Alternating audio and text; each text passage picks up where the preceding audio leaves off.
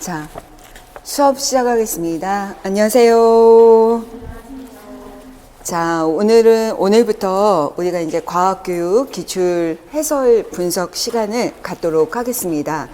여러분이 먼저 문제를 풀기 전에 간단한 여러분께 오리엔테이션을 하고 싶은데, 일단 우리가 지난달에 과학이론 시간을 마무리가 지었죠. 그래서 과학이론이 10주, 그 다음에 레벨 1으로 해서 우리가 과학교육 기출 해석 분석이 레벨 1이 10주, 그 다음에 레벨 2가 또 10주, 이렇게 해서 세 바퀴를 도는 것으로 사실은 커리큘럼을 완성을 하려고 이렇게 정해 놓은 것입니다. 그래서 여러분이 아직 이론을 여러분 일단은 들으셨을 텐데, 이론을 듣고 나서도 레벨 1은 우리가 어떤 내용으로 구성을 했냐면, 기출 분석의, 그러니까 기출 문제 중에서 이게 복잡하게 이게 뭐 여러 단원에 연계된 문제들이 아니라 개념이나 아니면 좀 간단한, 개념을 물어보는 문제들, 그리고 약간 추론이 되더라도 너무 여러 단원에 걸쳐 있지 않은 것들, 이런 것들로 레벨 1을 구성한 것입니다. 그래서 레벨 1이 레벨 2보다는 약간 얇죠. 그래서 레벨 1은 조금 우리가 얇지만 똑같이 10주가 걸리는 이유는, 여러분이 첫 바퀴를 돌릴 때는 아무래도 이게 속도가 아주 빠르지는 않기 때문에 레벨 1을 돌리면서는 일단은 속도 조절을 좀 해 나가되, 속도보다는 정확성에 초점을 두자라는 거에 포인트를 두었고요. 레벨 2로 넘어가면 문제는 더 많습니다. 그런데 실제는 10주 정도로 일단은 계획을 잡고 있습니다. 그런데 이 10주 동안 여러분이 해야 될 것은, 레벨 2 같은 경우는 여러 단원에 걸친 복합형 문제들이 주로 많다, 이렇게 생각하시면 되고, 레벨 1과 중복되는 문제들도 물론 있을 수 있습니다. 근데 최근에 기출되는 유형을 보면 한 단원에 대한 문제만 나오는 게 아니라 사실은 여러 단원의 복합형 문제가 많이 나오기 때문에, 레벨 2를 통해 이제 여러분이 그동안 이론이나 간단한 개념 연습을 이제 추론형까지 이끌어 올려서 문제 해결력을 완성하는 그런 단계라고 생각하시면 되겠습니다. 우리가 공부를 할 때는 한 번에 완성된 공부를 한 번만으로는, 한 바퀴 돌려서는 절대 할 수가 없어요. 그래서 공부를 할 때도 왜 여러 번 반복해서 돌려라 라는 얘기 말씀드리죠. 그래서 특히 기출 분석도 일단 레벨 1과 2로 나눴기 때문에, 여러분이 아직은 늦지 않았기 때문에 레벨 1을 통해서 다시 한번 이론 정리해 주시고, 레벨 2를 통해서는 문제 해결 능력이나 그 다음에 정확성, 신속성, 그리고 문장 구성이나 이런 능력들을 완전하게 만들어 주시면 좋을 것 같습니다. 자, 공부할 때 제일 중요한 것 중에 하나가 뭐냐면, 출제자의 의도를 파악하는 거라고 볼 수가 있어요. 오늘 아침에 이제 출근하면서 라디오를 듣다 보니까, 라디오에서 아나운서가 뭐 부산에 있는 특파원한테 여기 지금 서울의 날씨는 뭐 봄 날씨다, 그런데 부산은 어떠냐 라고 이렇게 질문을 했는데, 그 특파원은 굉장히 긴장된 마음에 그럼 부산도 뭐 날씨는 어떻다, 이렇게 답변을 하는 게 아니라 부산의 날씨는 어떠냐라고 물어봤는데, 아, 여기 지금 부산은 무슨 뭐 사고는 어떻게 났고, 그 다음에 뭐 때문에 사람이 정신이 없고, 바로 본론으로 이렇게 들어가더라고요. 그러면 만약에 시험 문제가 아나운서가 한 말이 문제였고, 그 다음에 특파원의 대답이 답지였다면, 그 특파원의 대답은 0점 처리가 될 수밖에 없는 답이 되는 거예요. 우리가 바로 시험 문제를 풀 때는 제일 중요한 게 출제자가 물어보는 것과, 그리고 그 물어보는 것에 대한 정확한 답을 적는 게 가장 중요하다는 거예요. 무엇보다 중요한 게 출제자의 의도를 파악해야 된다는 거를 절대 잊지 마세요. 그래서 지금 여러분이 레벨 1에서 반드시 해야 될 것이 뭐냐면, 문제를 이해하는 능력을 기르는 거예요. 그러니까 내 맘대로 이해하는 게 아니에요. 브루너 나오니까 내 맘대로 브루너를 쓰고, 라카토스 나오니까 내 맘대로 라카토스를 쓰는 것이 아니라, 끝까지 문제를 읽고 출제자가 뭘 물어보는 건가를 확실하게 아셔야 돼요. 바로 끝에 물어보는 게 전혀 다른 의도가 있을 수도 있다는 것을 반드시 기억하셔야 됩니다. 그래서 무엇보다도 우리가 레벨 1을 하는 동안 여러분이 제일 중요한 건 문제를 이해하자. and 출제자의 의도를 파악하자. 이게 제일 중요합니다. 그러다 보면 이걸 해나가면서 뭐가 완성이 되냐면 패턴화가 되어야 됩니다. 이 패턴화가 된다는 얘기는 무슨 얘기냐면 여러분이 문제를 풀다 보면 전공이든 아니면 교육학이든 과학 교육론이든 간에 항상 기출되었던 것들이 또 기출이 됩니다. 하지만 정말 아다르고 어다르다고 여러분이 답을 쓸 때는 이게 변별력 있게 출제자의 의도에 맞춰서 써야 되기 때문에 우리가 똑같은 라카토스 주제로 물어보더라도 이게 주제 의도에 따라 이런 유형의 답, 저런 유형의 답, 각각의 유형별 답이 있을 수 있다는 거예요. 그래서 여러분은 패턴화를 만들어서 우리가 먼저 우리가 전쟁에 나갈 때 우리가 총 거기 가서 막 조립하는 거 아니잖아요. 총에다가 우리가 총알까지 다 장전하고 나가는 것처럼 우리는 패턴화를 한다는 얘기는 무슨 얘기냐면 어떤 문제들이 오더라도 내가 이럴 때는 이런 답을, 이럴 때는 이런 답을 쓰겠다라는 나만의 해결 방안을 다 미리미리 만들어 놓자라는 얘기입니다. 그래서 패턴화를 많이 하셔야 되고, 그 다음에 우리가 이제 두 번째로 해야 될 것은 우리가 이 과정을 거치면서 모의고사를 최소 20번을 보게 될 거예요. 그래서 레벨 1에서 10번, 그 다음에 레벨 2에서도 10번 이상 이렇게 여러분이 보게 되는데, 되도록이면 우리가 모의고사는 반드시 참여하는 연습을 하자. 이렇게 여러분이 각오를 하시면 좋을 것 같습니다. 혼자서도 풀면 되지. 내가 그냥 혼자서 연습하면 돼. 라는 생각을 버리세요. 다른 사람한테 검증받을 수 있는 기회가 있다는 것은 굉장히 중요합니다. 내가 의도했던 것이 제대로 쓰여졌는가도 남을 통해서 검증을 받아야 되고, 그리고 다른 사람한테 보여준다는 것 자체가 벌써 연습하는 수준이 달라지게 되는 거니까 귀찮더라도 나중에 만약에 수업 전에 참여하지 못해서 만약에 수업을 끝나고 집에 가서 모의고사를 보더라도 여러분이 나중에 그 다음 날에도 꼭 제출해서 채점 받을 수 있는 적극적인 연습을 해주시면 좋을 것 같습니다. 자, 그러면 사실 우리가 이 수업의 페이지를 보면 저는 이제 공부할 때 그냥 사실은 진도대로 쭉 나가지만 우리가 페이지를 보면 이게 327페이지까지 아마 돼 있을 거예요. 레벨 1이. 그런데 문제는 14페이지서부터 출발을 합니다. 그러면 전체가 313페이지가 되죠. 그러면 우리가 10번에 나눠서 한다고 그런다면 적어도 최소 매 회차당 31페이지 이상을 나가야 된다라고 봅니다. 그래서 원래는 우리가 오늘 해야 될 것은 약 1-1과 1-2까지는 가야 되지만 아직 오늘 책도 오늘 여러분이 받으셨고 그 다음에 아직 감각도 이렇게 올라오지 않았고 게다가 이 책에는 중복되는 문제들이 꽤 많이 있습니다. 그래서 처음에는 조금 우리가 30페이지 정도여야 되지만 처음에는 한 20페이지, 그 다음부터는 25페이지, 30페이지, 40페이지 이런 식으로 아마 진도가 조금씩 속도가 붙어서 나간다 이렇게 생각하시면 좋을 것 같습니다. 그리고 공부라는 거는 항상 여러분이 머릿속에 내 머릿속에 칠판에 뭔가 패턴을 가지고 우리가 핵심 개념을 볼 때마다 관련된 내가 알고 있는 기억된 것들이 떠올리는 연습을 충분히 하셔야 된다는 거 잊지 마시기 바랍니다. 자, 우리가 문제를 풀 때는요, 일단 여러분이 태도부터가 중요해요. 우리가 공부를 할 때, 여러분 공부할 때 그냥 편한 자세로 앉아서 하는 거 괜찮긴 한데, 여러분 우리가 가장 많이 실수하는 게 뭐냐면, 정말 집중이 너무 잘 돼. 근데 그거를 막 몸으로 표현하지 마세요. 막 집중이 막 잘 되는 거 표현하려고 막 이렇게 힘을 팍 주고 막 이렇게 하는데 그러면 어떤 일이 벌어지냐면 일단 목과 어깨가 나갑니다. 그래서 목과 어깨에 힘이 들어가기 시작하면 여기에 통증, 담이 걸려요. 그러면 담이 오면은 무슨 문제가 생기냐면 집중력이 흐트러져요. 집중이 안 됩니다. 여기가 아프니까. 그래서 여러분이 공부할 때는 여기 어깨랑 그 다음에 목을 편안하게 하기 위한 연습을 훈련을 많이 하셔야 돼요. 그래서 여러분 나도 모르게 이렇게 어깨를 움츠리거나 이러지 말고 여러분 되도록이면 허리를 좀 펴고 그 다음에 자세에서부터 사람이 태도가 나오고 그 다음에 그 집중력이 달라지기 때문에 그런 여러분 이런 데에 힘주지 않도록 하시고 그 다음에 손도 마찬가지예요. 내가 모의고사를 볼 때 모의고사 문제 많습니다.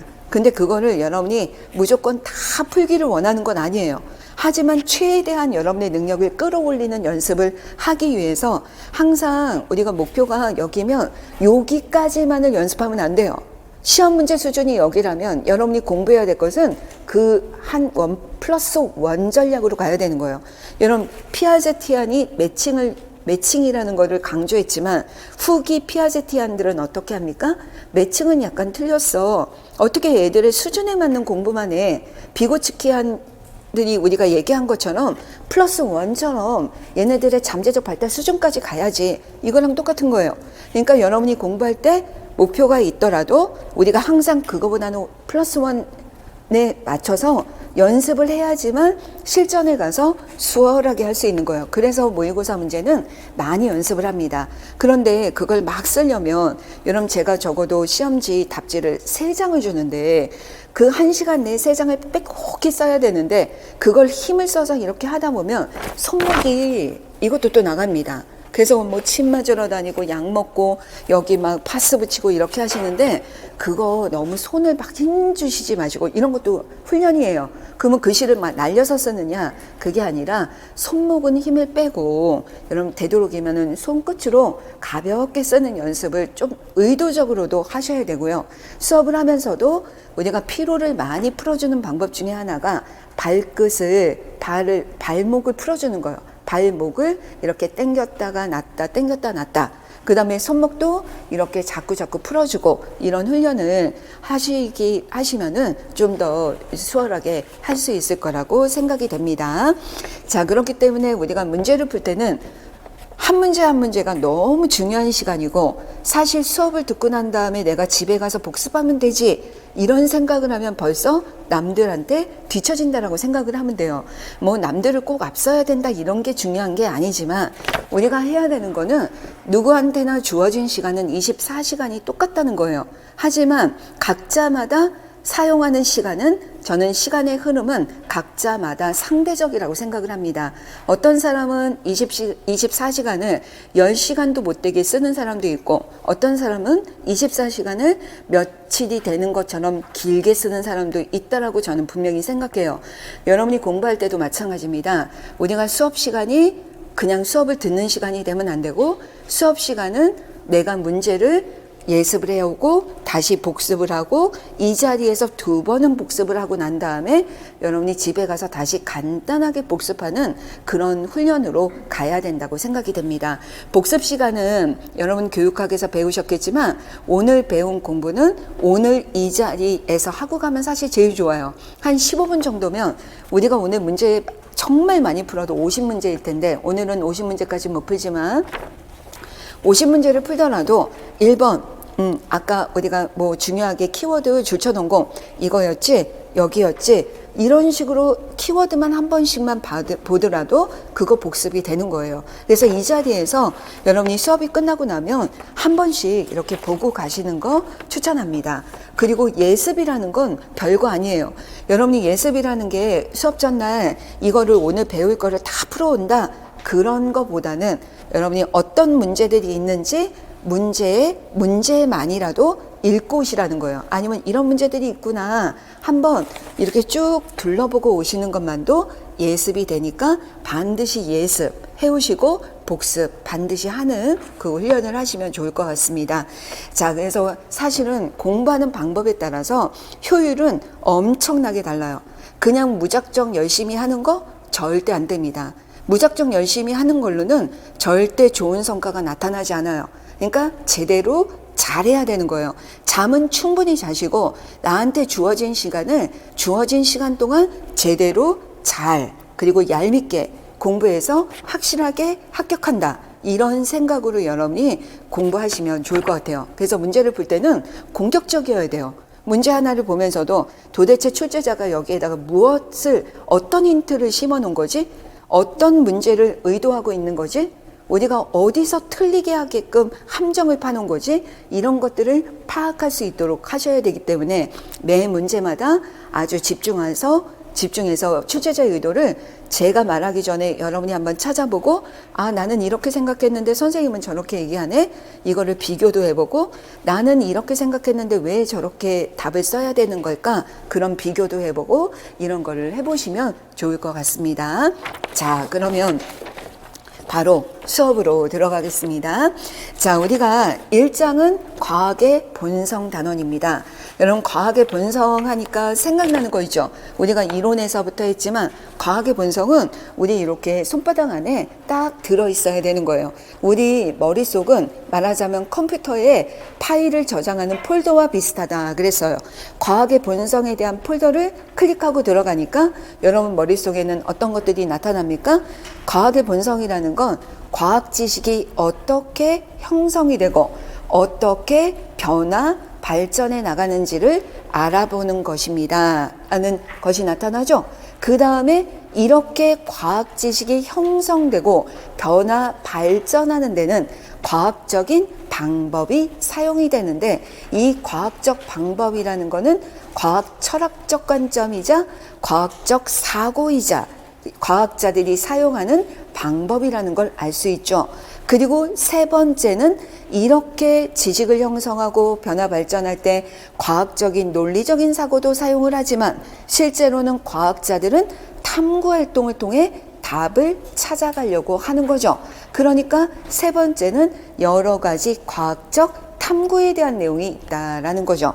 그러면 이렇게 해서 과학 지식이 형성이 되는 것은 우리가 과학 교육의 목적, 과학의 목적이 뭐냐면 자연현상을 설명하기 위한 거잖아요. 바로 자연현상을 설명하는 설명체계가 이론이죠. 그래서 이렇게 과학 이론이 형성이 되면 과학 이론이 어떤 특성을 가지고 어떻게 지위가 다르고 그리고 어떤 변화 과정을 거치는지를 논의하는 것이 네 번째 단원이다라고 볼 수 있는 겁니다. 기억하시죠? 그러면 우리는 각각의 단원을 또 클릭하고 들어가면 다양하게 또 다른 지식들이 여러분 머릿속에 준비되어 있죠. 하지만 아직들은 이렇게 정교화되지 않은 상태니까 여러분이 이번에는 문제를 풀면서 우리가 정교화된 상태로 만들어 보려고 합니다. 자, 우리가 1단원에서 과학 지식의 형성 과정과 그 특성을 알아보는 건데, 이 단원에서 제일 중요한 거는 뭐냐면 과학 지식이 나왔으니까 과학 지식이 어떤 특성을 갖느냐, 어떤 특성을 갖는지를 알아보는 관점이 인식론적인 관점이죠. 그렇죠? 어떻게 바라볼 것인가 인식론적인 관점이고, 인식론적인 관점을 얘기할 때는 전통적인 관점과 현대적인 관점으로 나눈다라는 것도 아시고 계시죠? 그 다음에 과학 지식은 여러 가지 구성 요소들이 있다라는 거 알고 계시죠? 그래서 사실, 개념, 법칙, 원리, 이론, 모형, 가설, 그리고 이들의 관계, 이런 것들을 아시겠죠? 그래서 이런 것들에 대한 얘기를 아마 이 단원에서 문제를 통해서 풀 것입니다. 자, 그러면 준비되셨죠? 자, 1번부터 갑니다. 여러분이 공격적으로 보라는 건 독수리처럼 아주 매의 눈으로 여러분 먹잇감을 완전히 빠르게 타겟을 정하고 낚아채는 훈련을 하는 거예요. 핵심 개념을 확 낚아채는 연습을 하는 겁니다. 1번입니다. 다음 중에 과학의 특성으로 가장 적합한 것을 고르시오. 이렇게 돼 있죠. 과학의 특성에다가 줄여야죠. 아, 과학의 특성이라고 하면 과학 지식의 특성이라고도 볼 수 있는 과학을 어떻게 바라볼 것인가의 관점인데, 이거에 대한 특성을 보는 것입니다. 자, 그러면 1번이에요. 상상력을 기르는데 유익하다. 여러분, 그렇죠. 과학은 상상력을 기르는데 유익할 수 있습니다. 이게 틀린 말은 아닙니다. 2번, 과학은 학문 탐구의 과정을 체험하게 해줍니다. 그렇죠. 과학은 탐구하고 체험하는 이런 학문이기도 하니까요. 3번, 과학은 문화 발전의 자취를 가시화해준다. 왜냐하면 과학 지식이라는 게 과거로부터 지금까지 과학사를 통해 어떻게 문화적으로나 역사적으로나 변화 발전했는지도 보여주기 때문에 가시화해주는 거 맞습니다. 네 번째, 과학은 자연현상의 규칙성을 탐구하는 학문이다 라고 했는데, 이것도 맞죠? 그러면 다 맞는 말입니다. 과학과 관련이 있어요. 그런데 문제가 뭐냐면 가장 적합한 것을 골라라 라는 거죠. 과학에 가장 적합한 것이 뭐냐라는 거죠. 우리가 과학을 바라볼 때 전통적인 관점에서는 뭐라고 했냐면 과학 지식은 과학자들이 참이라고 믿는 신념이자 증거이자 진리다 라고 바라본 것이고, 현대 인식론자들이 바라보는 과학의 특징은 무엇입니까? 자연현상을 설명하기 위한 설명 체계이다. 사회적으로 구성된 합의된 설명 체계이다. 이런 관점이죠.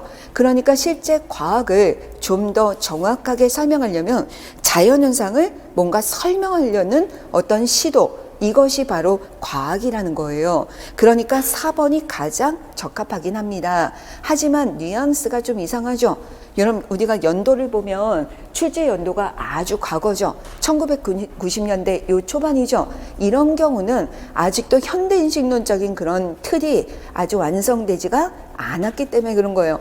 우리가 4번의 지문을 보면서 여러분 왠지 4번일 것 같기는 한데 뉘앙스로 볼 때 약간 거부감이 드는 뉘앙스가 보이죠. 바로 어떤 측면입니까? 여러분 4번에서 어떤 것 때문에 약간 거슬려요? 규칙성이라는 거예요. 여러분 우리가 규칙성을 보자마자 뭐가 생각나냐면 이거 약간 귀납이잖아. 귀납적이잖아. 귀납적임이라는 거는 뭐냐면 전통적인 인식론의 대표적인 어떤 방법이죠. 그래서 약간 그렇긴 하지만 네 가지 중에는 4번이 가장 적합하고, 이 4번은 전통적 인식론의 관점에서의 과학의 특성이라고 볼 수 있다라는 얘기입니다. 그러면 여러분은 이거를 현대인식론적으로 바꿔서 설명해야죠. 뭐라고 하시면 돼요? 자연현상에 대해 사회적으로 합의되어 구성한 설명 체계이다. 자연현상을 설명하기 위해 이런 내용으로 바꾸셔야 됩니다. 자, 이제 2번으로 가겠습니다. 2번도 보면 과학적 사실에 대한 설명에서 옳지 않은 것을 고르세요 라고 했죠. 여러분 그러면 사실이죠.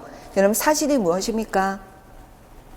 여러분 한마디로 탁 튀어나와야죠. 사실이라는 것 자체가 뭐냐면 말하자면은 우리가 오감을 통해 얻은 자료이거나 아니면 경험을 통해 관찰한 사실이거나 아니면 측정된 사실이거나 아니면 조사한 사실이거나 데이터베이스, 데이터, 있는 그대로의 데이터, 자료 수준을 사실이라고 하는 겁니다. 이거죠.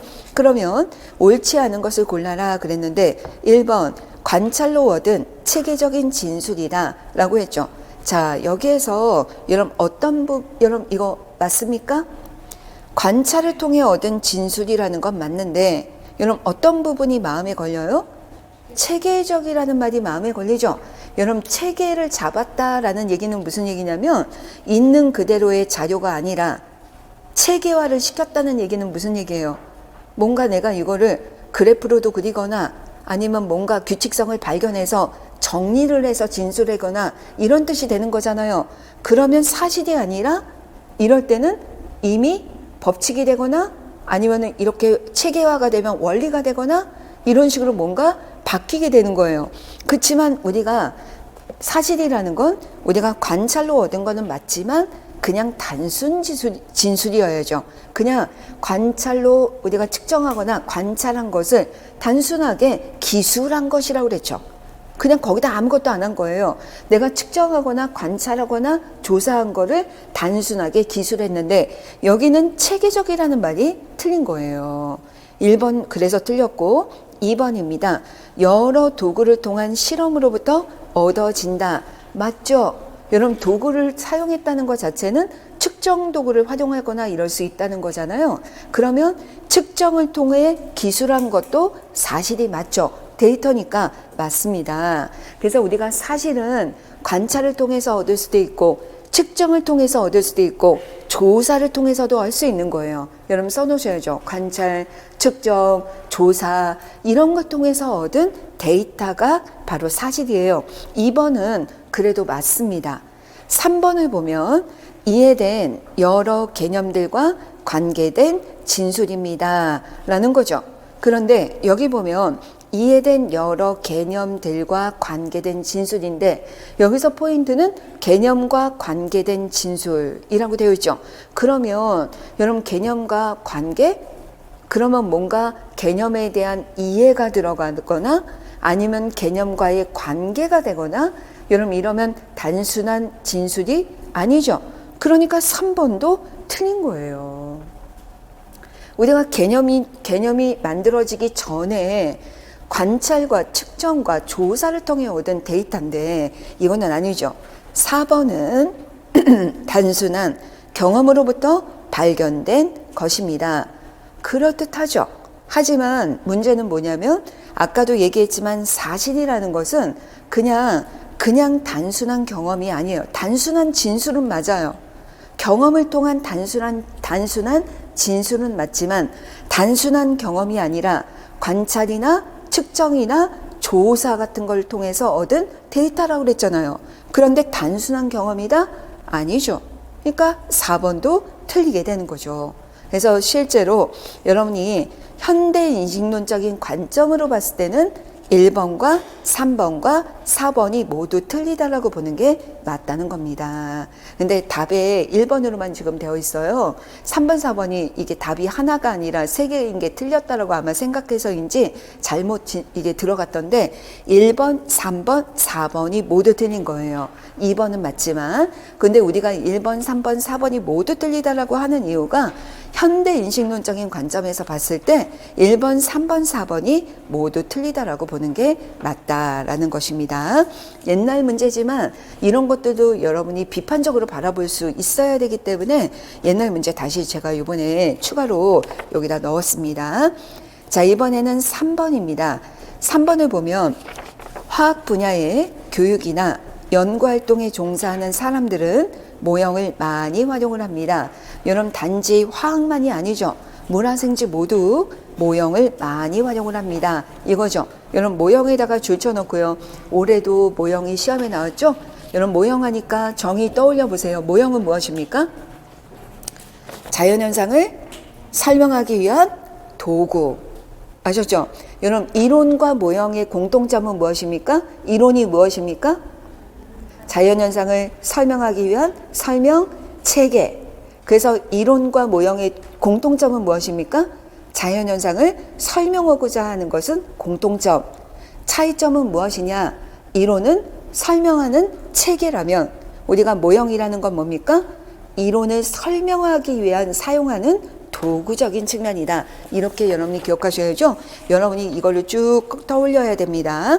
그러면 1번의 문제를 봐요. 벌써 모형에 딱 줄치고 나서 모형에 대한 정의를 가져오셔야 돼요. 1번 화학학습 지도에서 모형을 사용하는 주된 이유 이렇게 했죠. 줄치세요. 여러분 우리가 이론 과정에서 모형은 무엇이다, 모형의 특성이 뭐다 라는 거 배웠죠. 자, 모형은 1번 과학이론이 형성이 되고 변화 발전하는 데도 중요한 역할을 합니다. 이게 1번이죠. 여러분 왜 그래요?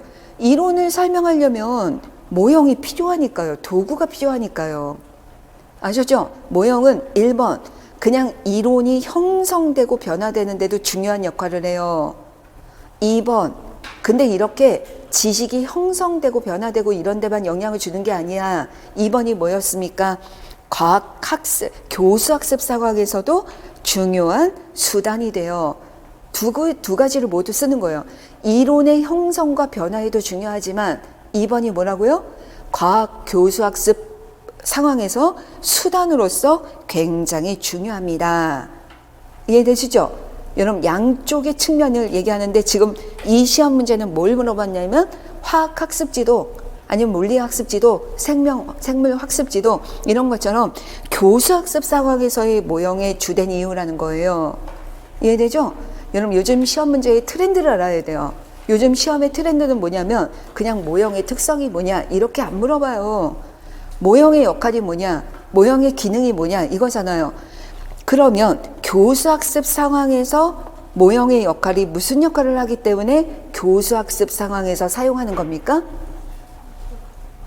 여러분 어떻게 하는 거예요? 실험 현상을 설명해 주기도 하고 여러분 새로운 거를 예측해 나가기도 하고 이렇기 때문에 잘 설명해 주고 그 다음에 이걸 통해서 탐구할 때 예측도 해주고 그러면서 학생의 이해를 도와줄 수 있기 때문에 쓰는 거잖아요. 여러분 이게 떠오르죠? 이거는 내가 일단 떠오르지만 아직 답은 아니에요. 출제자의 의도를 끝까지 봐야 되니까. 자, 그러면 우리가 과학 학습 지도에서 모형을 사용하는 주된 이유 알 것 같아. 그런데 이것을 화학의 학문적 특성과 관련 지어 설명해라 이랬죠. 자, 그러면 우리는 화학의 특성을 한번 생각해 보는 거예요. 똑같습니다. 여러분, 물리나 화학은, 화학은 둘 다 전자, 입자, 원자, 분자, 여러분 물론 물화생지 모두 사용하지만 특히 그 중에서도 화학은 특히 원자적 관점, 분자적 관점, 입자적 관점에서 우리가 이런 화학 반응이나 이런 것들을 현상을 설명하는 것이 중요하다는 거예요. 그렇죠? 이게 화학학문의 특성입니다. 그런데 이러다 보니까 입자 수준에서 설명을 해야 되는데 우리가 입자를 눈으로 볼 수 있는 것도 아니고 그러다 보니까 입자라는 것은 굉장히 추상적이기 때문에 학생들이 이해하기가 너무 어렵다는 거예요. 그래서 우리가 모형을 왜 사용합니까?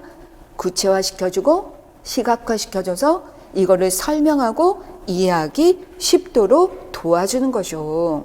이걸 이렇게 쓰는 거예요. 그러니까 여러분이 이거 답을 쓸 때 1점짜리죠? 그러면 1점에 맞게 쓰는 거예요. 그래서 여기 보면 학문적 특성과 관련 지어라 그랬으니까 학문의 특성이 이거다. 그러므로 이것을 우리가 쉽게 설명하고 이해할 수 있도록 도와주기 위한 수단으로 활용을 한다. 이런 내용만 있으면 되겠죠? 그렇게 쓰시면 돼요. 여러분, 그렇다면 다른 전공들도 맞춰서 똑같이 해야 됩니다. 물리도 마찬가지로 입자적인 관점 많이 쓰죠. 여러분, 게다가 물리 같은 경우는 관계식과 같은 이런 수식도 굉장히 많이 쓰죠. 가장 추상적인 어떤 관계를 많이 활용하기 때문에 모형이 굉장히 또 중요한 거예요. 마찬가지로 생명과학도 어떻습니까? 생명과학도 유전이나 생명현상들을 사실은 입자 수준에서 설명할 때가 많아요. 그죠? 유전자 이런 것도 마찬가지입니다. 또한 지구과학도 어떻습니까? 너무 거시적인 세계, 그리고 우리가 눈에 볼 수 없는 지구 내부 아니면 우주 이런 것들을 표현하려면 모형을 활용하는 것이 효과적이다. 이런 내용으로 관련 지어서 쓸 수 있습니다. 2번입니다. 분자 모형은 여러 가지 다양한 형태로 개발되어 왔다. 분자 모형은 물화생지 사실 다 쓰죠. 그런데 공과 막대 모형과 공간 체험 모형이 교육 현장에서 많이 사용이 되었다. 이 두 모형의 장단점을 비교해서 설명해 봐라. 이거죠. 여러분들, 이게 비단 화학만이 아니죠. 우리가 예를 들어서 공과 막대가 뭐냐면 물 분자는 우리가 모르는 사람 없잖아요. 물 분자가 이렇게 생겼다라고 하자. 그럼 우리가 보통 학교에서는 이렇게 플라스틱 구 같은 거에다가 이쑤시개 같은 플라스틱 막대 이용을 해서 이렇게 분자 구조를 표현한다는 거예요. 이게 공과 막대 모형이죠. 그 다음에 공간 체험 모형은 실제 우리가 원자는 이렇게 완전한 구형으로 생긴 게 아니기 때문에 이런 것들을 전자의 분포를 표현하기 위해서 산소와 수소가 이렇게 결합하고 있는 것이 아니라 사실은 이렇게 원자들의 전자 구름이 이렇게 겹침을 통해 결합을 이루고 있는 거야. 이런 걸 표현하기 위해서 이렇게 표현한 것이 바로 공간 체험 모형이 되는 것입니다. 이런 특성을 보시면서 여러분이 이거의 장단점을 생각해 보면 되는 거예요. 우리가 얘네들의 장점은 뭐냐면 모양이 어떻게 생겼는지 쉽잖아요. 쉽게 할 수 있다는 거예요. 분자 구조를. 게다가 결합각이라든지 결합 길이라든지 이런 거 표현하기가 좋다라는 얘기입니다. 그렇지만 실제 이거의 문제점은 뭡니까? 실제 원자가 진짜 구형으로 생겼느냐? 아니다. 그리고 결합이 될 때 이렇게 막대 같은 것이 있느냐? 아니다. 한계점이라는 거예요. 이런 것들을 찾아 쓰는 겁니다. 여러분이 우리 전공이 아니더라도 이런 거 찾는 거구나. 올해도 또 생명과학에서 시험에 나왔으니까 이런 걸 자꾸 찾는 연습을 하셔야 돼요. 여기도 마찬가지입니다. 이것도 보면 실제 전자 분포의 겹침을 이렇게 표현하기 때문에 효과적으로 결합을 표현할 수 있고 모양도 설명할 수는 있지만 우리가 이것도 마찬가지로 전자들이 눈에 보이게 할 수도 없고 전자들의 운동성이나 분자의 운동성 같은 거는 표현할 수가 없죠. 그래서 그런 한계점을 이렇게 써주시면 됩니다. 그런데 여러분 이것도 보시면 답이 2점이에요. 자, 그러면 여러분이 답을 쓸 때 나 이거 잘하는 거니까 내가 아는 거 그냥 여기다가 다 풀어놓을게. 이런 게 아니라는 거예요. 여러분이 답을 쓸 때는 출제자의 의도라는 거는 뭐냐면 문제에서 요구하는 거를 찾는 것도 중요하지만 1점짜리야 2점짜리야도 중요한 거예요. 1점에 맞게 답을 쓰고 2점에 맞게 답을 쓰는 거예요. 그러면 여러분 공감학 때 이거 공간 채움 1점 1점, 장점 0.5, 단점 0.5 이렇게 되는 거 아니겠습니까? 그러면 여기 몇 개 써라 이런 내용이 없잖아요. 그러면 여러분이 한 개씩만 써도 되는 거예요. 여러 개를 다 외우려고 너무 노력하지 말란 얘기입니다. 핵심을 제대로 파악하는 게 제일 중요합니다. 근데 참고가 있으니까 여러분이 잘 정리하시고 참고 자료에 나와 있는 모형의 특성은 제가 또 모의고사에 또 출제하도록 하겠습니다. 중요하니까요. 자, 이번에는 4번으로 들어가겠습니다. 자, 4번을 보면 아래 주어진 사실과 법칙을 바탕으로 유전에 관련된 개념, 이론, 가설을 진술하시오. 이렇게 되어 있죠. 자, 우리 오랜만에 연습 한번 해볼까요? 여러분, 사실이라는 게 무엇입니까? 여러분, 아까도 얘기했지만 뭐예요? 우리가 관찰한 바를 진술하기도 하고 관찰하거나 측정하거나 조사한 바를 진술해 놓은 거예요. 단순하게 진술해 놓은 것입니다. 그렇죠? 그래서 이것들은 사실은 그냥 데이터다라고 보시면 되는 거죠. 그러면 개념이라는 건 무엇입니까? 개념이 뭐죠? 개념이란 여러분 관찰된 현상 아니면 사실들 간에 사실이나 관찰 현상들에 존재하는 공통적인 증거, 속성을 용어로 만들어 놓은 게 개념이라는 거예요. 과학 용어들이 다 개념이죠? 그 다음에 법칙이 있습니다. 법칙이 무엇입니까? 개념 간의 관계를 얘기하는 거죠.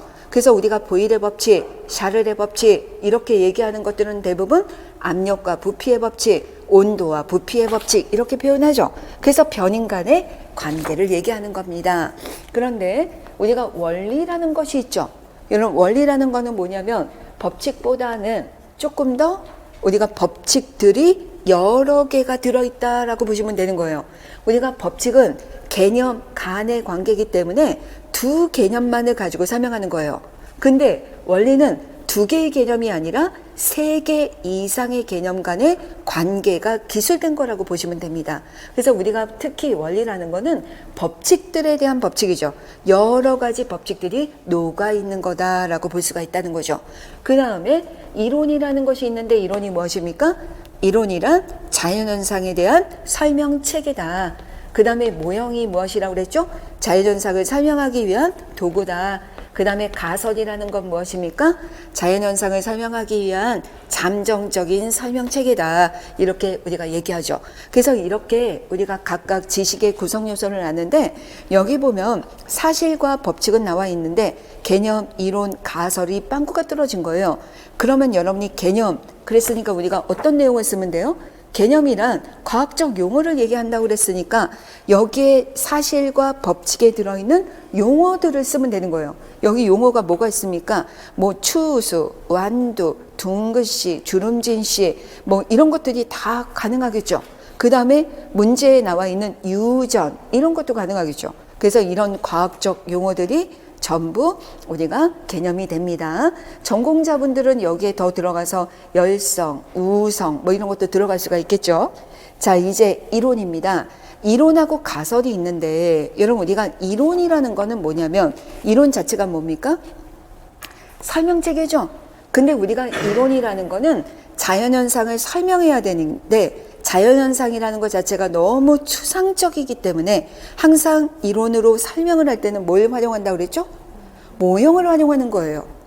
그러니까 모형을 활용해서 설명하면 되는 거예요. 만약에 여러분 우리가 유전이라고 한다면 둥근씨 그리고 주름진씨 이렇게 해서 유전이 될 때 우성형질과 그 열성형질이 3대1의 표현형이 3대1의 표현형으로 나타났다. 이렇게 우리가 얘기를 만약에 한다면 이걸 제대로 설명하기 위해서는 바로 유전자라는 뭔가 입자적 관점의 유전으로 설명해야 되는 거예요. 근데 우리가 유전인자, 유전자 이런 것들은 실제로 우리가 눈으로 본 게 아니죠. 그러니까 이론으로 설명을 할 때는 바로 모형을 이용한 설명이 되면 된다. 이렇게 보시면 돼요. 교과니까 여러분 이거는 참고로 읽어보시면 돼요. 그래서 답에 보면 이렇게 있죠. 분명히 하나의 형질에는 한 쌍의 유전자가 들어있는데 이 한 쌍의 유전자가 우리가 뭐 유전이 될 때는 각각이 나누어지고 어떻게 되고 유전자를 가지고 설명하면 된다는 얘기입니다. 자, 가설이라는 거는 뭡니까? 가설이라는 거는 어떤 문제에 대한 잠정적인 답이 되는 거죠. 근데 이 문제에 대한 답이 결국은 잠정적인 답의 형태로 가야 되니까 여기에 우리가 실험을 통해서 알아낸 법칙이 무엇입니까?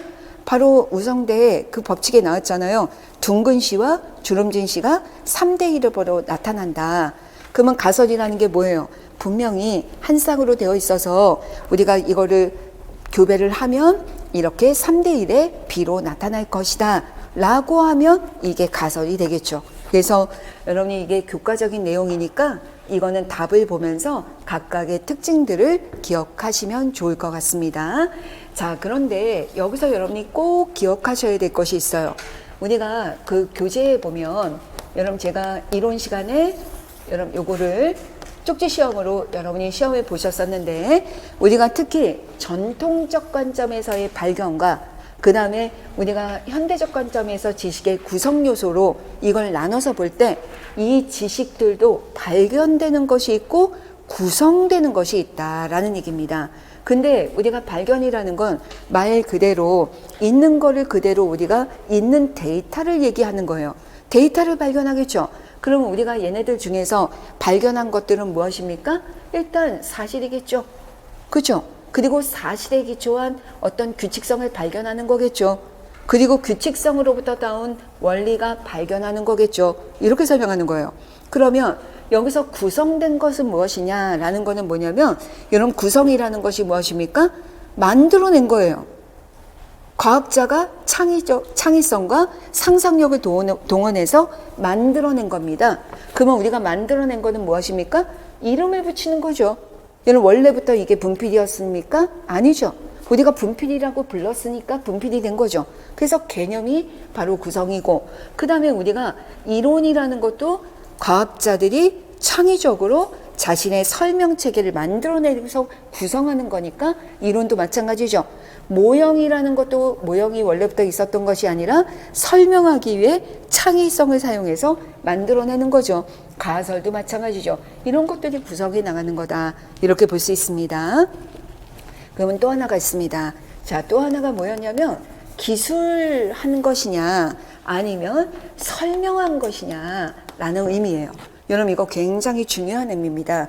기술과 설명은 여러분 기술과 설명은 실제 이거 시험에도 조금 있다가 기출문제로도 볼 거예요. 기술이라는 건 뭐냐면 있는 그대로를 기술하는 거예요. 말하자면 약간 아주 체계적이지는 않지만 그냥 있는 그대로를 기술하는 거다라고 보시면 됩니다.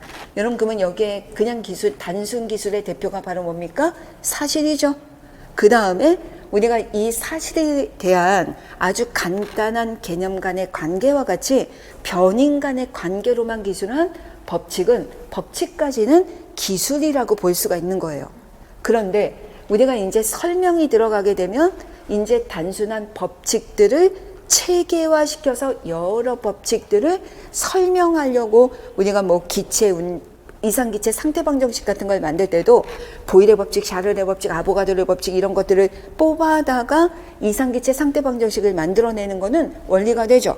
그러다 보니까 법칙들을 조합을 해서 설명하려고 하는 거니까 원리는 설명으로 들어가게 되는 거예요. 그러면서 이때 설명하기 위해서 만들어낸 것 중에 또 하나가 준거 속성에 따라 만든 게 개념이자 이론, 모형, 가설 이런 것들이 설명이 되게 되는 겁니다. 그래서 여러분이 이걸 구별을 할 때 발견이냐 구성이냐 그리고 기술이냐 설명이냐 요거를 구별하셔야 됩니다. 그렇죠? 이거는 작년부터 이제 요 부분을 제가 요거 넣기 시작하는데 실제로 최근의 기출문제를 보면 이제 이런 것들을 구별하는 것까지 판별력을 조금 더 굉장히 중시하고 있기 때문에 이거를 구별하실 수가 있어야 됩니다. 자, 이제 5번으로 가보겠습니다. 자, 5번은요. 다음은 예비교사를 대상으로, 여러분 예비교사 줄쳐놔야죠. 그 다음에 과학의 본성을 조사한 설문지와 설문 결과의 일부입니다. 그러면 과학의 본성에다가 줄쳐야죠. 예비교사를 줄친 건 아주 뭐 중요한 건 아니지만 왜 이거를 줄치기 시작했냐면 여러분 이게 중학교 수업이냐 고등학교 수업이냐 아니면 예비교사의 수업이냐에 따라서 여러분이 답을 써야 될 게 달라질 수 있는 거예요. 그렇기 때문에 일단 예비교사 대상, 그 다음에 과학의 본성을 조사했다 이거죠. 그러면 과학의 본성 줄쳐놓고 NOS죠. 그러니까 여기서 우리가 과학의 본성이라고 얘기하면 말하자면 인식론적인 관점을 물어보겠구나 라고 준비하셔야 되는 거예요. 그러면 인식론적인 관점에서는 전통적이냐 현대적이냐 딱 이렇게 생각해야죠. 이해가 되죠? 자, 그러면 각 문장 여기에서 문제가 있습니다. 문제가 박스 안에 있고 그 다음에 이거에 대한 이 결과가 응답 결과가 있죠. 그러면 1번입니다. 탐구 수업 방법에 대해 다음과 같은 생각을 가진 예비교사가 A와 B 중에 누구인지 답하고 그렇게 판단한 이유를 쓰시오 라고 했죠. 자, 여러분이 아까 분명히 과학의 본성을 조사했다라는 거에 줄쳐놨죠. 그러면 과학의 본성을 조사한 거로부터 우리는 이게 전통적이냐 현대적이냐에 대한 인식론적인 관점을 물어볼 거다라는 게 준비가 됐죠. 그 다음에 두 번째는 이 문제에서 보니까 박스에 있는 관점은 예비교사 A냐 B냐 이렇게 물어본 거예요. 그러면 박스를 먼저 읽어보겠습니다. 과학에서 탐구는 현상을 관찰하는 데부터 출발하며 여러분이 키워드가 나타나면 여러분 속으로 먼저 줄쳐보세요. 관찰하는 데서 출발하며 법칙과 관찰 사실들 사이에 객관적 관계를 밝히는 것이 가장 중요하다. 따라서 학생들이 탐구 수업을 할 때도 언제나 관찰로부터 시작해야 한다. 이렇게 돼 있죠. 자, 우리가 여기서 보니까 어디에 줄쳤습니까? 여러분 어디에 줄치셨어요? 두 번째 줄에 객관적 관계를 밝히는 게 가장 중요하다. 여러분 왜 그래요? 현대 인식론적인 관점에서 본다면 객관적인 관계라는 건 있을 수가 없다는 거예요. 그렇죠? 그리고 객관적인 관계를 밝히는 것이 가장 중요한 것도 아니고 설명하는 것이 중요하죠. 또 하나 포인트 찾으셨습니까? 어디예요? 관찰로부터 시작하는 거는 중요해요. 관찰로부터 출발하는 거 중요한데 세 번째를 보니까 언제나 관찰로부터 시작한다. 전형적인 과학적 방법이란 없다라는 거예요. 현대 인식론에서는 기억하죠? 그러니까 언제나 관찰로부터 시작한다가 문제가 되는 거예요. 그러면 여러분은 이 박스를 보면서 여러분 이거 최근에 이거 시험에 나왔잖아요. 이거 조금 있다가 아마 문제를 보실 거예요. 이 박스를 보면서 이 박스 안의 내용은 어떤 인식론적인 관점을 가지고 있는 거예요? 전통적 인식론의 관점이구나 라는 거예요. 그러면 예비교사 A와 B를 검사지를 통해서 검사했으니까 우리가 저 검사지를 통해 A와 B 누가 전통적 관점이고 누가 현대적인 관점인지를 찾아내는 게 중요하다라는 거죠. 자, 그러면 문제를 봅시다. 각 문장을 읽고 동의하는 정도에 따라 괄호 안에 숫자를 써라. 강하게 동의하면 5, 동의하면 4, 중립 3, 부정 2, 강한 부정은 1 이렇게 돼 있죠. 자, 여기까지 읽으면서 뭐가 떠올라요? 여러분 이론 한 바퀴 했으니까 여기까지 보니까 뭐가 떠올라요? 그렇죠. 리커트 척도법이구나 라는 거예요. 리커트 척도법과 평정법 간의 차이점 기억나십니까? 평정법이란 뭐다? 문제마다 답지가 다르다. 리커트 척도법은 뭐다? 문제들에 대한 답지가 공통이다. 그래서 3단계, 5단계 이렇게 있는 거죠. 그러면 리커트 척도법에서 중요하게 해야 될 조심해야 될 주의점이 무엇이다? 긍정적인 답이냐 부정적인 답이냐에 따라서 우리가 배점을 할 때 조심해라. 특히 부정적인 질문일 때 역배점을 해라 라는 얘기예요. 이해되시죠? 자, 여러분 보세요. 여러분 내가 어떤 학생들의 과학에 대한 태도를 검사하고 싶어요. 그러면 1번 과학 시간은 재밌다. 2번 과학 시간은 지루하다. 여러분 근데 내가 만약에 내가 과학 태도가 긍정적인 학생이라면 과학 시간은 재밌다라는 거에 5점을 나는 매우 강한 긍정을 할 거고 과학 시간은 지루하다라는 답에 대해서는 매우 강한 부정을 하겠죠. 그러면 이 학생의 점수는 6점이 되면 안 된다는 거예요. 왜냐하면 태도가 좋을수록 높은 배점을 받아야 되는 거예요. 그러니까 부정적인 질문에 대해서는 뭐로 바꿔요? 역배점을 해서 1점이 5점이 되도록 만들고 2점은 4점이 되고 4점은 2점이 되고 이거 하는 거 아시죠? 우리가 이론 시간에 충분히 했으니까 자 그럼 보십시다. 이 문제는 이 질문은 과학의 본성이에요. 그러면 과학의 본성처럼 여러분 지금 보세요. 과학에 대한 태도는 태도 점수가 높을수록 긍정적인 태도를 가지고 있는 거죠. 그러면 과학의 본성에 대한 점수화를 시키려면 어떨수록 점수가 높아야 돼요? 현대 인식론적인 관점을 가질수록 점수가 높고 전통적인 관점을 가질수록 점수가 낮아야 되는 거죠. 그러면 현대 인식론적인 관점은 긍정문이 되는 거고 전통적인 관점을 물어본다면 부정문이 되겠죠. 그러면 가번해 봐요. 학생들이 실험에서 얻은 결과는 다른 사람들의 결과만큼 가치가 있다. 여러분 이거 현대론적인 관점입니까? 아니면 전통 관점입니까? 현대론적인 관점이라는 거예요. 여러분 전통 관점에서는 어떤 관점으로 보냐면 과학자가 하는 것만 사실은 과학 지식이 될 수 있는 것처럼 바라보는 거죠. 하지만 현대론적인 관점에서는 모든 관찰이 다 중요할 수 있다라는 얘기죠. 나번입니다. 과학적 이론이란 과학자들이 합의한 것이다. 여러분 합의 주셔야죠. 최근에 특히 사회성 시험에 진짜 많이 나오잖아요. 사회적 합의죠. 여러분 사회적 합의가 왜 중요하냐면 과학적 방법에서 중요한 거죠. 여러분 전통적 관점에서의 과학적 방법은 무엇입니까? 전형적인 과학적 방법이라는 게 정해져 있다. 그리고 대표적인 전형적인 방법이 뭐냐면 귀납, 연역, 가설연역, 기추 뭐 이렇게 우리가 볼 수 있는 거예요. 하지만 현대 인식론적인 방법에서는 과학적 방법은 전형적인 게 없다. 어떤 것들을 활용해도 된다. 그러면서 확실하게 추가된 것 중에 하나가 무엇입니까? 사회적 합의라는 방법이 추가된 거예요. 아셨죠? 그리고도 그거 이외에도 모두 중요하다? 꿈이나 영감이나 은유나 이런 것들조차도 과학적 방법이 될 수 있다. 이렇게 보는 거예요. 여러분 정리가 되죠? 시험에 다 나왔던 거 기억나시죠? 이거 기출문제들이에요. 전부 기출문제들입니다. 그러니까 나번에 이거는 현대인식론적인 관점이 맞아. 긍정문이죠. 여러분 답번입니다. 절대적으로 옳은 과학 이론은 존재한다. 여러분 느낌이 딱 오죠? 여러분 어디가 느낌이 와요? 절대적으로 옳다라는 겁니다. 여러분 우리가 전통적인 관점에서 과학 지식은 절대불변의 진리죠. 하지만 현대인식론에서는 어떻습니까? 절대불변의 진리란 없어 라고 보는 거예요. 그렇죠? 이거는 전통적 관점이기 때문에 부정문이에요.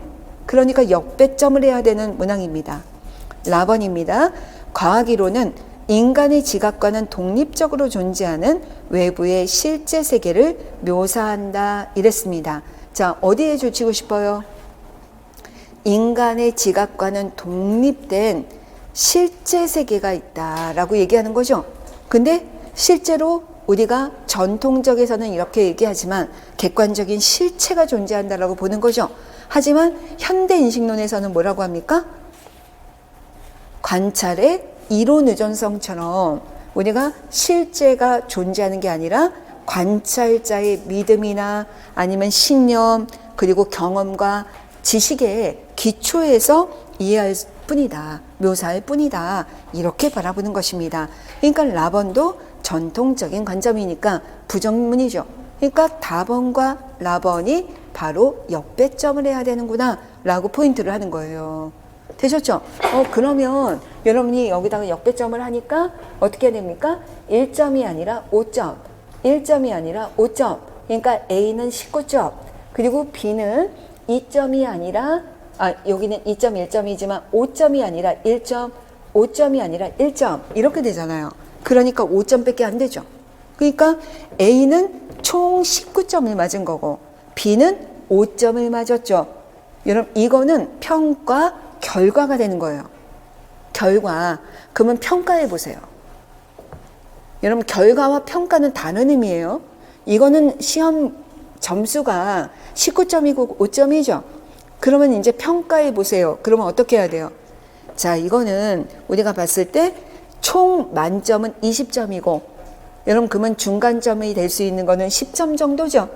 그런데 10점 이상이면 그래도 긍정적으로 현대인식론적인 관점으로 볼 수 있으니까 A는 굉장히 현대인식론적인 관점이다. 만점에 가까우니까요. 하지만 B는 5점이니까 어떻게 얘기하면 돼요?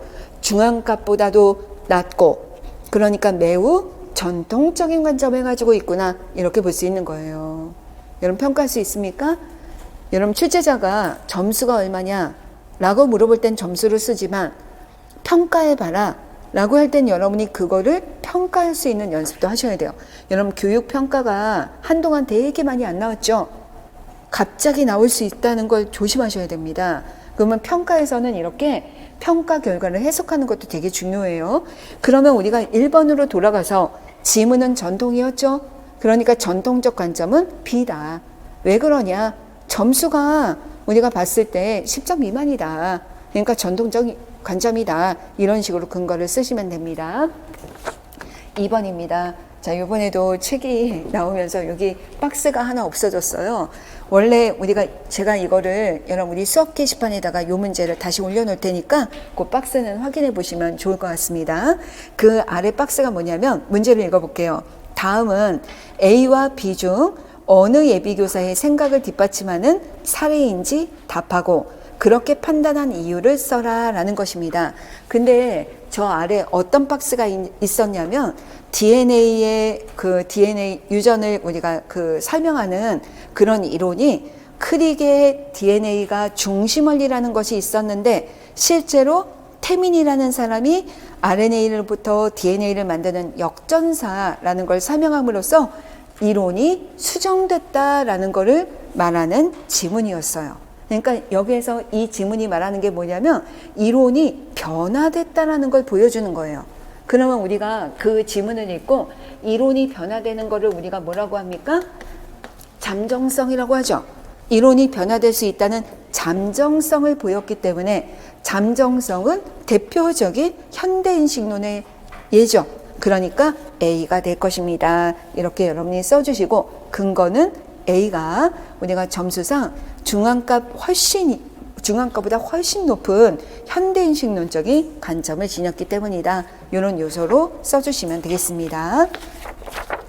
자, 이번에는 6번으로 넘어가겠습니다. 자, 6번. 화학 지식은 사실, 개념, 법칙, 원리, 이론으로 구성되어 있다. 여러분 이것도 똑 주시면서 그냥 여러분이 읽으면 안 되고 사실, 아까 또 사실, 여러분 개념, 이거 속성들이 머릿속으로 떠올라야 됩니다. 게다가 왜 여기를 지금 중점적으로 보냐면 여러분 이 부분이 최근에 안 나왔다는 거예요. 더 나올 거예요. 이런 문제가 더 나올 겁니다. 옛날에 분명히 개념도 쓰고 법칙도 쓰고 원리도 쓰고 이론도 쓰는 거 나왔는데 최근에 많이 안 나왔으니까 더 나올 거예요. 그래서 여기를 우리가 이렇게 돼 있는데 고무풍선의 부피는 온도에 따라 변하는데 이 현상과 관련된 다음 진술에 적당한 화학 지식의 구성 요소를 쓰시오. 이렇게 돼 있죠. 아까 생명과학에서는 문장으로 쓰라고 했는데 여기서는 구성 요소를 쓰는 거죠. 이게 훨씬 쉬울 수 있어요. 근데 여러분은 문장으로 쓰는 것도 연습을 하셔야 됩니다. 자, 그러면 여기서 봐요. 우리가 여러분 여기서 찾아서 쓰는 건데 첫 번째 문장을 보겠습니다. 여러분이 한번 찾아봐요. 온도가 올라감에 따라 풍선 안에 있는 기체 분자의 운동이 활발해진다 라고 되어 있죠. 자, 여기서 이거는 어떤 구성 요소에 해당이 됩니까?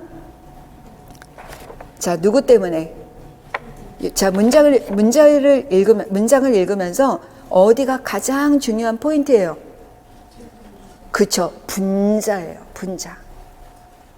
분자입니다. 여러분 분자를 직접 봤습니까? 아니라는 거예요. 분자는 뭡니까? 모형이에요. 여러분 모형이 들어있는 진술이니까 이건 누가 되는 겁니까? 이론이 되는 거예요. 아시겠죠? 어떻게 찾는지 아시겠죠? 물리도 마찬가지. 아까 지구과학, 생물 다 똑같아요. 모형이 들어가는 진술은 다 이론이다. 이렇게 설명하면 돼요. 두 번째입니다. 온도가 올라가면 풍선의 부피가 커진다. 여러분 여기 보면은 개념이 온도, 부피, 그 다음에 풍선은 실험 대상, 올라간다, 커진다는 관찰. 여러분 그러면은 이거는 변인간의 관찰 결과를 따른 관계잖아요. 이거는 무엇입니까? 법칙이 되는 거죠. 됐죠? 근데 세 번째를 우리가 보니까 25도씨에서 풍선의 길이가 21.2cm입니다.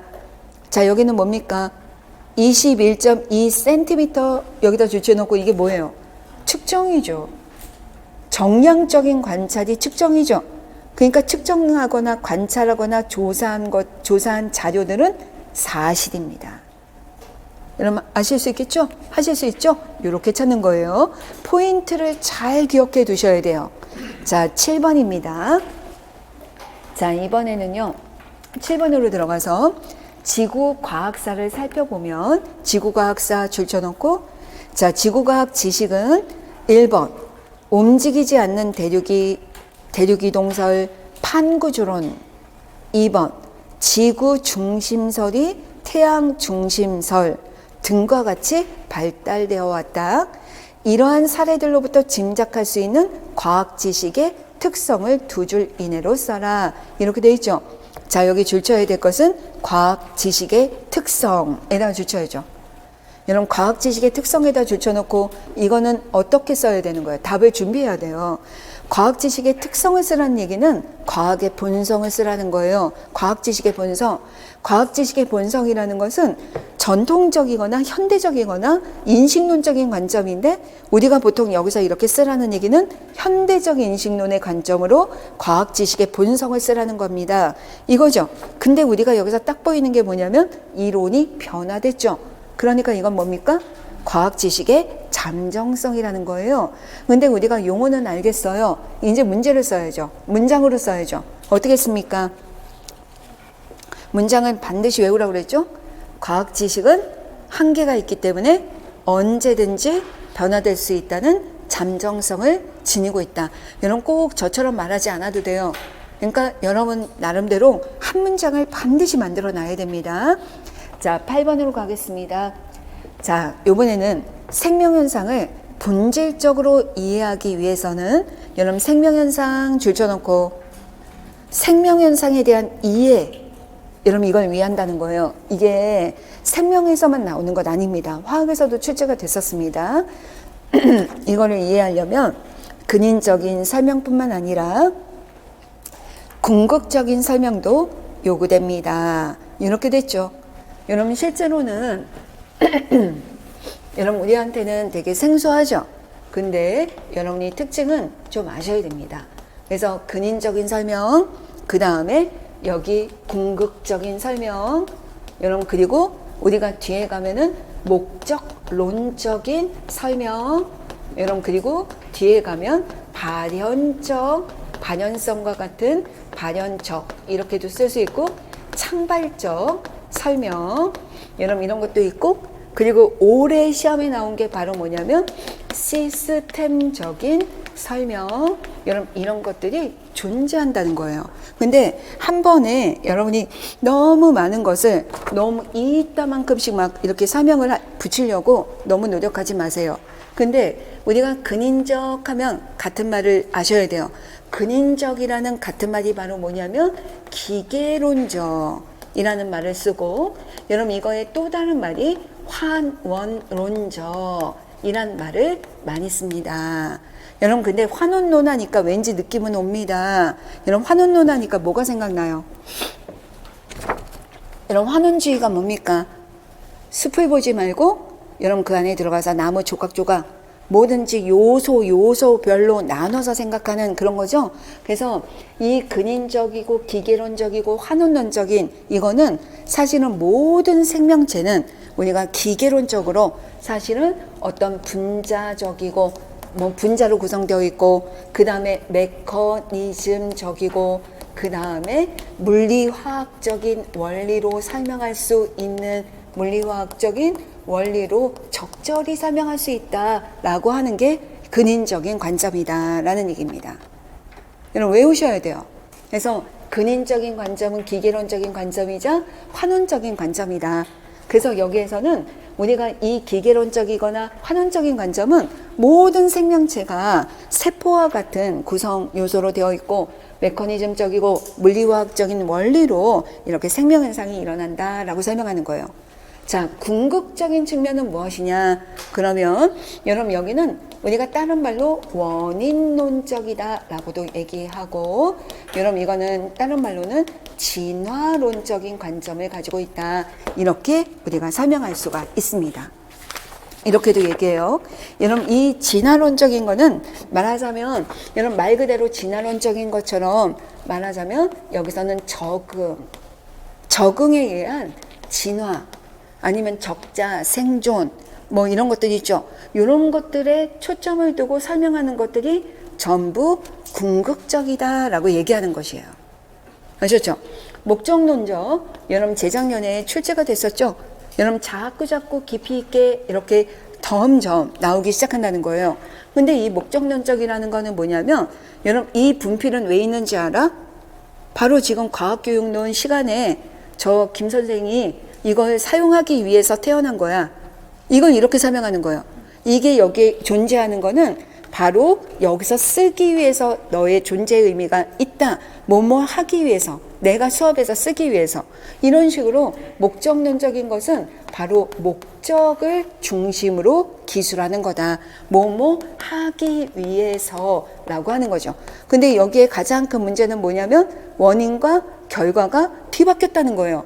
얘가 실제로는 내가 쓰려고 태어난 것이 아닐 수도 있는데 어쩌다 여기에 온 것일 뿐이지. 근데 이거를 김 선생이 쓰려고 태어났다라고 보는 게 말이 안 된다는 거죠. 그래서 그런 한계점이 있다는 것입니다. 그 다음에 발현성, 창발적이라고 얘기하는 거는 뭐냐면 이 창발성이라는 거는 바로 하위 단계에서 상위 단계로 갈 때, 하위 단계에서 상위 단계로 갈 때 이전에는 없었던 속성이 나타나는 것이 바로 창발성이다라고 얘기하는 겁니다. 우리가 흔히 이걸 다른 말로 해서 1+1이 2가 아니다라고 얘기합니다. 근데 여러분들이 쪽지 시험을 보면 이걸 쓰는 경우가 되게 많아요. 이러면 안 됩니다. 시험장에 가서도 이렇게 쓸 건 아니잖아요. 이거는 여러분의 이해를 돕기 위해서 그런 거고 문장을 만들어야 돼요. 여러분 우리가 태어나기 전에는 하나의 세포였죠.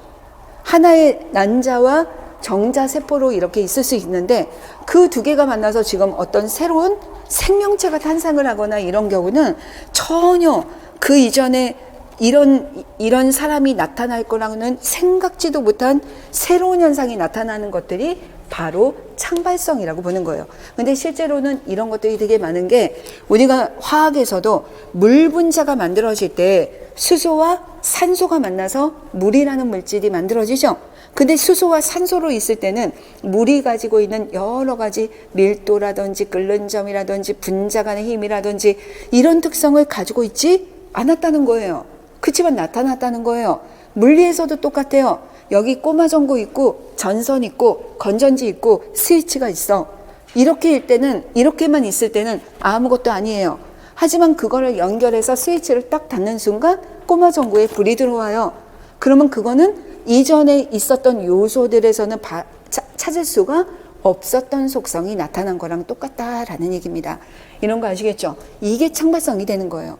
요번에 생명과학에서 또 시스템적인 특성이 나타난 거예요. 올해 출제입니다. 올해 출제. 이 시스템적인 특성은 뭐냐면 모든 어떤 시스템이라는 것 자체가 구성 요소들로 이루어져 있다. 근데 이런 구성 요소들은 다 네트워크를 이루고 있다. 전부 다 연결이 되어 있다는 거예요. 그래서 하나가 변하면 또 다른 하나가 변하니까 서로 하나의 변화가 다른 구성 요소들의 변화를 유도하게 되고 그러면서 조절하는 과정이 나타난다. 이런 것들이 시스템적인 속성을 가지고 있는 것이다. 이렇게 보는 거예요. 근데 우리가 살고 있는 세상은 다 마찬가지죠. 어디서 전쟁이 일어나면 우리나라도 영향을 받을 수밖에 없고, 우리나라가 영향을 받으면 우리나라랑 무역하고 있는 또 다른 나라가 영향을 받고, 이런 것들이 서로가 서로에게 영향을 미치는 게 시스템적인 속성이라고 보는 겁니다. 아시겠죠? 그래서 이거에 대한 세부적인 내용은 여러분이 이제 한 번씩 찾아서 읽어보시되 지금은 외우셔야 돼요. 자, 눈으로 사진 한번 찍고 자, 외워보세요. 자, 첫 번째는 근인적 설명이 있는데 근인적, 기계론적, 환원론적, 분자적, 메커니즘적, 물리화학적 원리로 설명할 수 있어. 이거죠. 궁극적, 원인론적, 진화론적, 이거는 진화적 관점으로 설명하고 있기 때문에 적응이나 진화 이런 것들이 나타나면 바로 궁극적 설명이야. 목적론적이라는 건 우리가 어떤 목적을 향해서 기술하는 거는 뭐뭐하기 위해서라는 거. 창발성, 발현성이라는 건 뭡니까? 하위 단계에서는 나타나지 않던 속성이 상위 단계에서 발현되는 거, 나타나는 거를 창발성이라고 해. 그 다음에 시스템적인 설명은 어떤 개라는 시스템은 여러 가지 구성 요소들로 이루어져 있고 그 구성 요소들이 서로에게 영향을 미치면서 변화되고 조절되는 네트워크 구조다. 이런 거를 설명하는 게 시스템적인 설명이다. 이런 외우시는 겁니다. 여러분 이거 키워드를 외우셔요. 저는 얘하고 얘가 그렇게 헷갈리더라고요. 안 외워지더라고요. 그래서 저는 이걸 어떻게 외웠냐면 원인이 궁금해. 그래서 원인하고 궁금은 요거는 그냥 두 개가 원인 나오면은 궁이 나와야 된다. 그래서 얘를 막 묶어 놓으니까 이제 헷갈리진 않더라고요. 그래가지고 원인, 궁극, 그 다음에 기계론, 근인 이렇게 해서 여러분이 구별하시면 좋겠습니다. 실제 우리가 기출문제들을 보면 이렇게 용어들이 똑같이 나오는 게 아니라 매번 다르게 나온다는 거예요. 여러분 여기서는 근인적이라고 돼 있죠. 여러분 근인적에다 줄치고 기계론적, 환원론적, 그 다음에 궁극적, 그러면 이거는 원인론적, 진화론적 설명이구나 라고 얘기하는 겁니다. 그런데 여러분 생명현상이라는 게 우리가 여러분 이렇게 다양한 설명이 있죠. 여러분 왜 다양한 설명이 있냐면 생명현상이라는 것 자체가 다원성을 갖는다라는 얘기예요. 그건 무슨 얘기냐면 너무 다양한 원인이 존재하고 너무 다양한 해답이 존재한다라는 얘기예요. 다원성이라는 것이. 이해되시죠? 그런데 지금 보면 이렇게 각각 설명하는 것은 다양한 원인들을 한 가지 원인들로만 설명하려고 하는 것들이 각각의 관점이 되는 거예요. 그래서 서로 싸우는 거예요.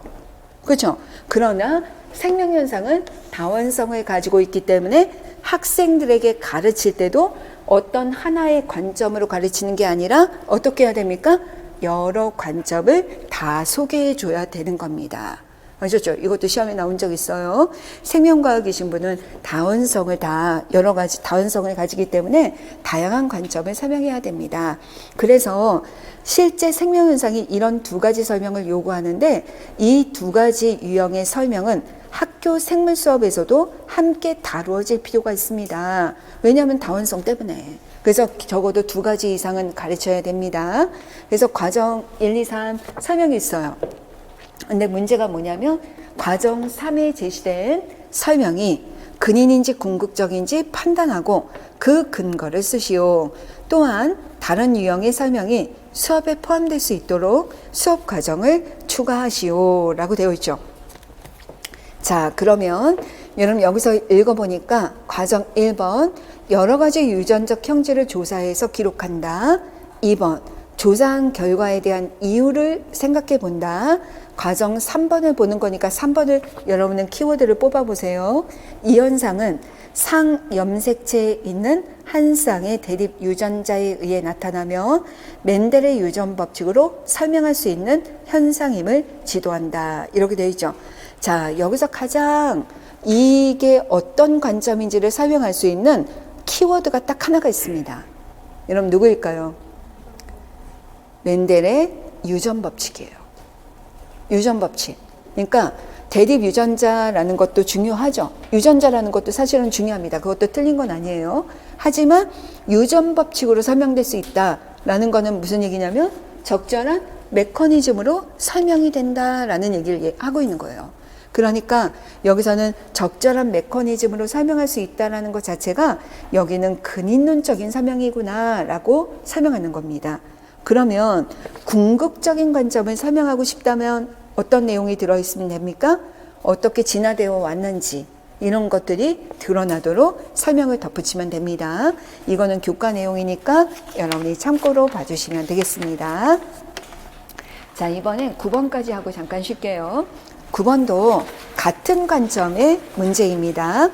자, 9번을 보시면 생명체는 그러면서 이번에는 환원성뿐만 아니라 여러분 환원성 보이죠? 여러분 줄쳐놓고 뭐가 떠올라요?